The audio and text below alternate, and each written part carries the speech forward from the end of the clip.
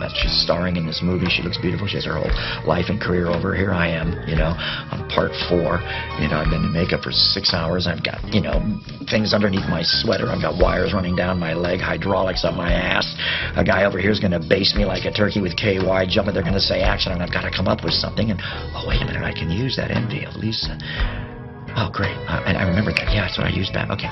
And I always had that right at my fingertips, at my knife blade tips. I had that to use. Go ahead. Put it on. It's in your blood. It's the glove that really captured the imagination of the fans.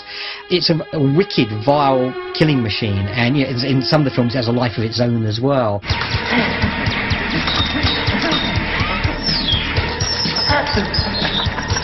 In the first movie, you never knew what Freddy Krueger's face looked like. You just saw this horrible weapon that he used. And I remember just seeing that going, what is going on? I thought, what could be different? Trying to find something that was really went back to the earliest memories, racial memories, if you will, of humanity. And I thought something like the claws of a predator. The weight of the original claw, the original gloved hand, the weapon. It weighed a lot. You know, walking around with the big one on, dropped his shoulder a bit. And that gave a bit of a gunslinger posture to Freddy, too. So that, I mean, and that came to play. Or just think about his personality. I always thought of the Wicked Witch of the West from Wizard of Oz, because she was a character that had personality. She wasn't just a monster. She actually teased her victims before torturing them. I'll give you my pretty and your little soul, too! Freddy was very much like that. His character was written that way by Wes. You know, wrote that, you know, to be playful with his cat and mouse thing. Who are you?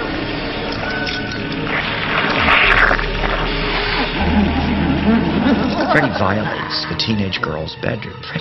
No, but the parents aren't allowed in teenage girls' bed. Freddy's in there. Freddy's looking through your drawers. Freddy's in your diary. Freddy's in your diary because Freddy knows your subconscious. Freddy knows your dreams. He knows your innermost thoughts and desires and fears. You know, Freddy's violated that. The sexuality was there. We all realized it sort of after the fact, but it was there because he's the bastard daddy of us all, you know, and girls and their daddies and stepfather and all of that implication that working with Heather in her pajamas, you know, for 3 months, that has to be there. I mean, sometimes there's a caress before there's a kill. It just had to be there. It was just part of the nature of the interaction.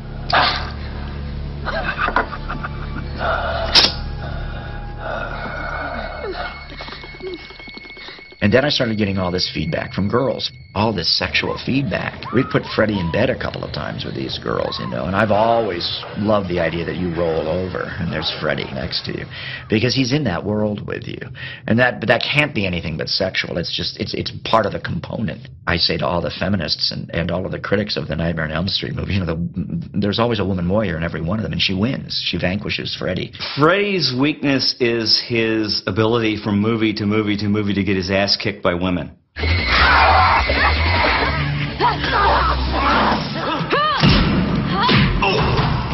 He never gets laid.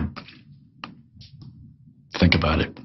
Probably be a lot happier, easygoing guy if we had a Mrs. Freddy. Happy Father's Day. When it came to sequels, Freddy was born ready. From his very first kill, he had audiences wrapped around his finger blades. Freddy wasted no time in stealing the spotlight, and there wasn't anything Hollywood, America, or your parents could do to stop him. I said, where's the fucking bourbon? You should listen to your mother. Making kills bigger and badder is a danger of these movies, because you do the first movie, the vista's wide open for the possibilities of the things that you can do, and as you do more movies, it constricts because you become required to do more and more, you know, hit more of the tropes, repeat more of the things that work. There was going to be a very magical sequence, really. There was the one kid who thought he was a wizard, and that battle with Freddy was going to be this sort of shape-shifting battle. It goes from sword-wielding knight to dragon to cyclops to whatever, right? And that's a pretty ambitious sequence for a movie that cost about $4 million even back then. So that was like, let's get rid of that right away, and you know, he'll he'll wear a silly cape and go Alakazam, and then Freddy will just stab him. Sorry, kid. I don't believe in fairy tales. One of the major images for me in the movies is when Freddy sliced open the guy's veins and he's using that as a puppet. That, to me, I think, was the epitome of 80s horror. You don't get into this to have people go, well, that thing you did, that really sucked, you know.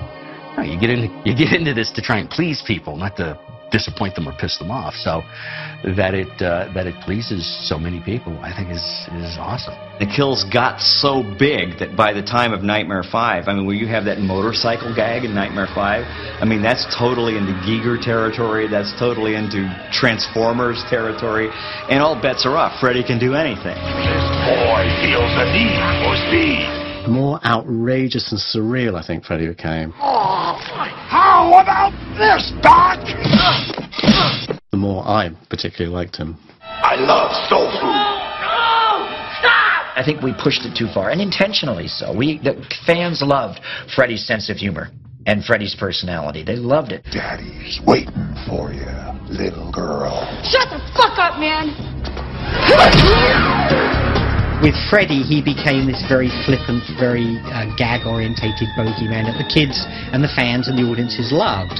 That's not to say that he wasn't a huge success. I felt that he got too jokey and that it got into too many special effects and everything else. But the fact is that, you know, it went on for, 5 sequels very strongly. Wes's film already pierced the subconscious pop culture we have. So I used that. I used the Dick Cavett Welcome to Primetime line because Freddy was already there. It got to the point where it was like anything that was happening at that time was actually in the movie. Roseanne was in one, wasn't she? I mean, she was popular in the sitcom. Drag Her In, you know. Johnny Depp coming back, you know, Alice Cooper. Just went on and on. Zsa Zsa Gabor, for heaven's sake. You know, so on and so on. Can I ask you something? Certainly. Who gives a fuck what you think? Part of that whole 80s guest out where characters became bigger than the things they were in.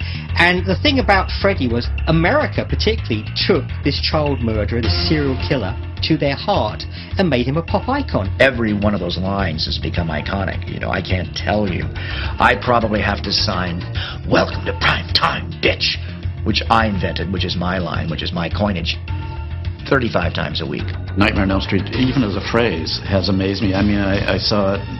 John Stewart used it like a month ago on, the economy, Nightmare on Wall Street. I mean, it pops up all the time. I remember doing a publicity run in New York, and it was the Greenwich Village Halloween parade. And then I worked the crowd in full drag as Freddy, full detailed Kevin Yeager makeup, but I had an overcoat on. And a third of the way through the parade, I started to flash people. Now, I was dressed as Freddy with the sweater and the oily, greasy slacks and the work boots. But girls started blowing me kisses. I remember doing a public appearance with Robert Englund once up in Marin County, and the audience was full of parents and the little kids, like 10-year-olds, 11-year-olds. I'll never forget this, and I'm back there thinking, oh, God, I'm such a horrible person. And we walked out on stage, and all these silent kids suddenly stood to their feet as Robert walked out and said, "Freddy, Freddy." I actually put that in New Nightmare. I'm back and I'm better than ever! Yeah! Audiences fell in love with that, because if they didn't, they wouldn't have had half the merchandising on Freddy that they have, which included, by the way, for a very brief period of time, Freddy jammies for children. When they're promoting Nightmare on Elm Street 3, one of the things they gave away to the press was a Freddy Krueger alarm clock, which, when you think about it, is quite a clever tie-in. I went to a Halloween parade, I think around the time of Nightmare on Elm Street 4, and I've never seen so many Freddys walking down the street.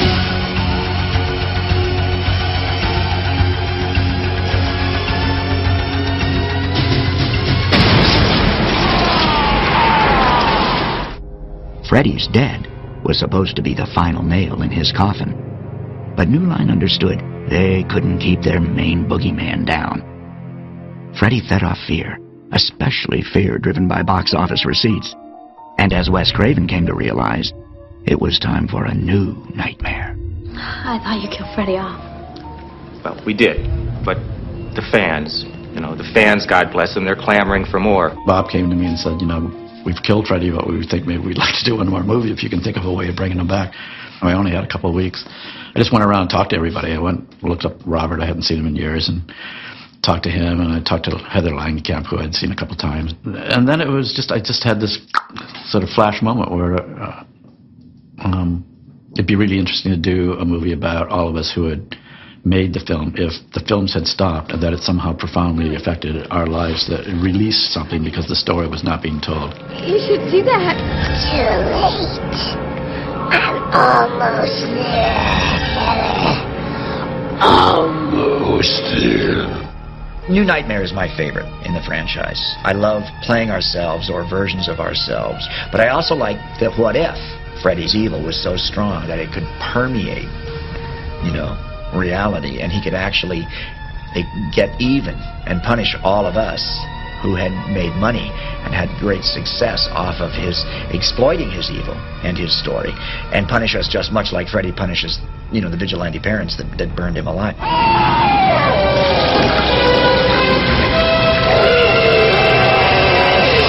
It didn't mean that I thought Freddy was the devil. And unfortunately, sometimes when you're filming something, you say, ooh, that's not quite what I meant, but that's what we have to shoot today. But that was the notion, was that whatever I called Freddy and put in that costume and everything else was something that has been around under other names, other shapes since the dawn of mankind. Craven himself, by making New Nightmare, kind of put Freddy back in the box. It says, yeah, it's all very well, and this is what he represents, and this is an aspect of him, but he is just this. And I think Craven is quite entitled to do that, and I think that it was a very brave and a very interesting thing to do with your own creation.